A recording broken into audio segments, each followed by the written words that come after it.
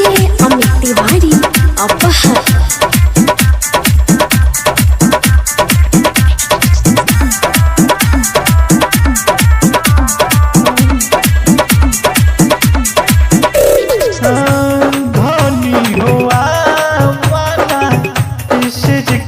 पलंग पे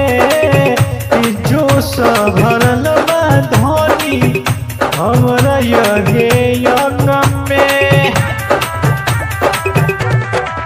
धनी हुआ वाला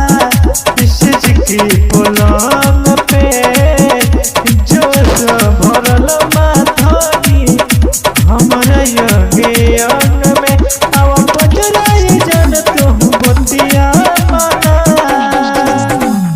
प्यार वाली रतिया गोरिया बंदिए मैना प्यार वाली रतिया गोरी सचिए मैना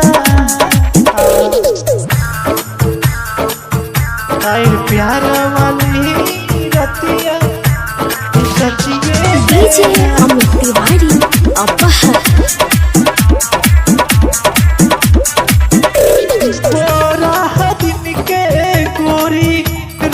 इंतजार में मुआवा के ढकले बारू घूघट के हार में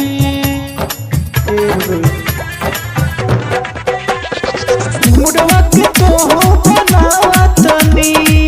हमरा से तोहू पतियावा धनी हमरा मिले पानी पे चोइने ना आइल प्यार वाली रतिया गोरी सचिए बेना आइल प्यार वाली रतिया गोरी सचिए मेना आइल प्यार वाली रतिया सचिए मेना डीजे अमित तिवारी अपहर।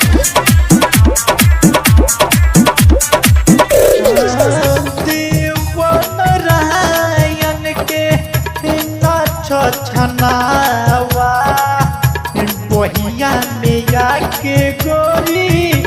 जियर जुरावा बड़ा भाग से आए दिनवा घुघरू दरियावा सुझवा नत भीग करी ना बतिए लेना आई प्यार वाला रतिया